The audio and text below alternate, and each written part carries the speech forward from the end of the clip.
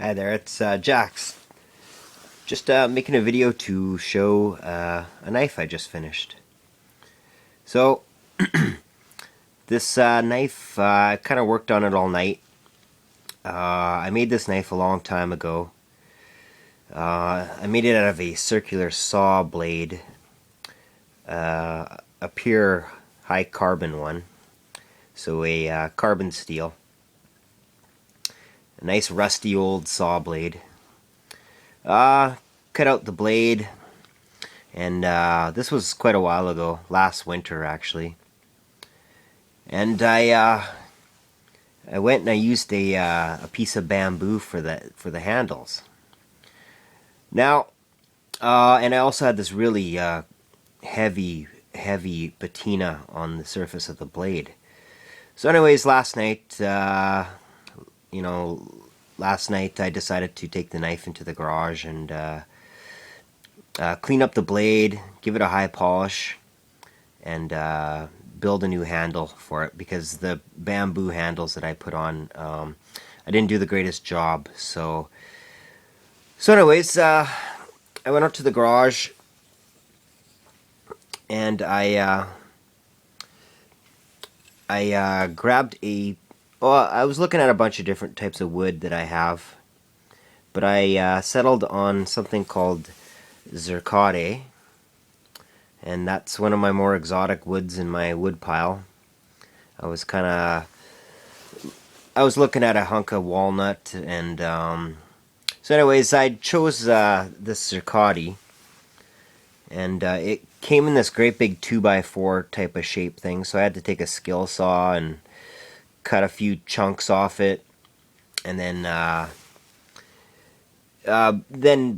fit those two slabs that I made to the tang of this knife, and then shape it and stuff like that. So it's a nice exotic wood out of South America. It's really it's really nice stuff. It's a hardwood. It has a really beautiful grain, and there's a bit of light just to show you some of the grain. It's a dark wood unless the light's shining on it.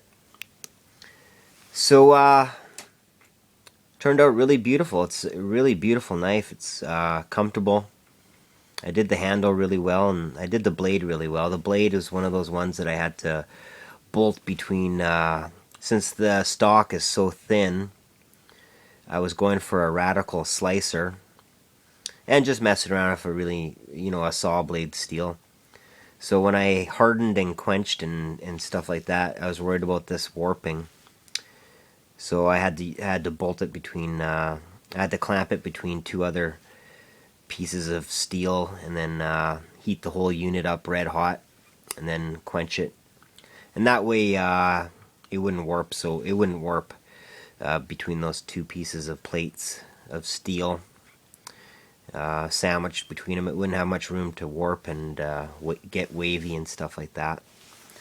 So the daylight's just starting to come, and maybe that Zircote grain will be more apparent. It's literally in the morning, and I pretty much spent the whole night in the garage working on this thing. So I have yet to put a cutting edge on it. This thing had a crazy sharp cutting edge.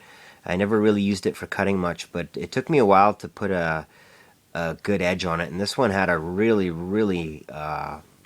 nasty, vicious edge on it, with some sharpening stones. But tomorrow, when I wake up, or later on today, I'm gonna take my diamond stones and put a cutting edge on it. Right now, it's not sharp at all, but it was blisteringly sharp, so hopefully I can get it back to that level of sharpness. So I used aluminum rod. I think it's out of a power wire. The telephone. What do they call those things? The telephone poles. I think they have this aluminum wire stranded together to hold up poles and stuff like that. And my dad stripped one, and it's I think it's like 3/16 inch thick rod. So I really like using aluminum. It's super tenacious, super tough, and it's easy to work with. It polishes nice, it peens nice, and it's really. It's not the strongest stuff, but it's the tough. It's super tough. If you ever grind it to aluminum, you know how tenacious it is. It's really clings on to itself, and I don't think it work hardens. If it does, it doesn't get anywhere near as bad as like you know copper or bronze or silver. So when you're peening it, you don't have to worry about cracks unless it's a certain type of aluminum. Maybe I just have some really soft stuff, and it was in its soft state. Maybe if it was, you could probably harden this, and it probably, you know, I guess the aluminum I had was really soft. I didn't heat treat the aluminum or anything like that. I guess I could have annealed the aluminum, but I don't know. It was soft to begin with. But I really enjoy peening with aluminum. Now, this is a partial tang because the saw blade was only like an 8 or 9 or 10 inch diameter thing, and I cut a bunch of blades out of it. So the saw blade ends, the tang ends right about here. And I got 2 holes in the tang, just like I had it in the bamboo knife. And then I went and I filled the rest in with fiber spacer material. 2 red slabs running down the length, and then 2 white ones to fill in the gap. So I wasn't going to use any red spacers, just this gap filling spacer, but when I squished these 2 pieces together, since this is made out of raw stock of wood, it wasn't completely flush even after grinding it down. So those spacers are a nice trick to really fill in the gaps if there's just a little bit of a gap there. And I like the look of that. The spacers, it's red and white. These are 2 white spacers. I got these sheets of it. I used to have black, but I ran out of black. Now I just got this orangey type of red and white left. So plenty strong these partial tangs can be. I mean, this isn't going to be a crazy knife. It's really meant to be a radical slicer. The whole thing is belly. It doesn't have any straight edge at all. It's belly from the back here to the tip. It really reminded me of a harpoon style shape. That's what it really reminded me of, and I really liked it. I really liked it because it should make a really good slicer. It's all belly. This would probably be a really good skinner or kitchen knife, or a knife to have in the garage for cutting food and stuff like that.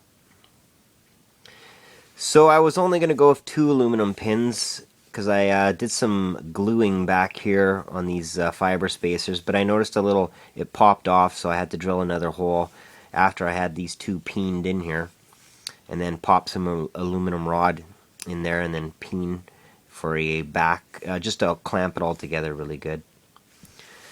And then I polished the wood with a Dremel with a cotton polishing wheel on it, and I also use sandpaper and stuff like that. Anyways, I also took it to a belt sander and a Dremel to shape the knife. I put a radius in up here in the choil area. You probably can't see it, but it has it's a really nice comfortable shape. It's nice and comfy. It's a really good looking knife. Then I polished up first I polished the hell out of the steel on a wheel grinder with a great big 8-inch cloth pad loaded with chromium oxide. After I sanded the living hell out of the blade on a belt sander, just to clean off that really heavy patina that I put on with some sort of I can't remember what I put it on with, some sort of crazy hot acid or something like that. Because this is a carbon steel. Hopefully this takes a really nice colorful patina, like my Spyderco Super Blue did. Since it's a carbon steel, if I cut vegetables and stuff, or meat or whatever, some of my blades have this really beautiful blues and reds and yellows and golds and purples. for a patina. Then it will take kind of like a black chrome finish if it's after the patina starts to turn more on the gray black side. And then the last thing I did was I hooked this after polishing it, and I stained it with some sort of maybe just a nice wood stain. It really darkened the wood.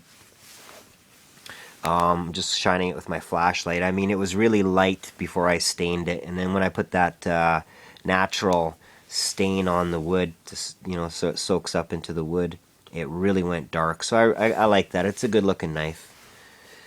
And then after that, the last thing I did is I hooked this thing up to a 12 volt car battery, clamped the positive terminal on here, and did the old etching thing.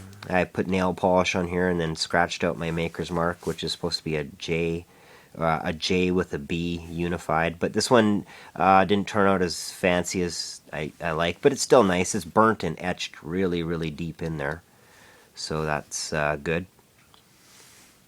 Yeah, so on 6 volts, I didn't click it on 12 volts or anything. I just 6 volts, 6 amps, and with the positive electrode clamped onto the blade, I covered up the portion so it didn't chew away the rest of the metal. Scratched out of the nail polish the little stencil pattern that I wanted. Hooked the negative electrode up to a Q-tip, then clamped it on the Q-tip and soaked it in vinegar and salt, and then let the current chew into that carbon steel. And then I polished it with a hand polished it with a cloth. And now the last thing that needs to be done is the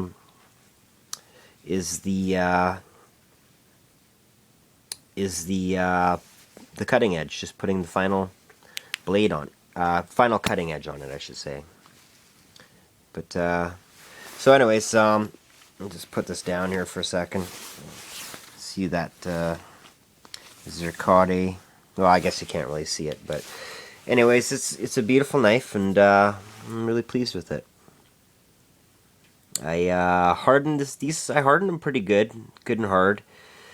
Tempered it, I can't remember, maybe at about 400 degrees Fahrenheit, maybe less, maybe 360 or 325 or 350. I can't remember. It was quite a while. It was last January or something when I finished this knife with the original bamboo handles. So anyways, that's Jack's, showing my little harpoon style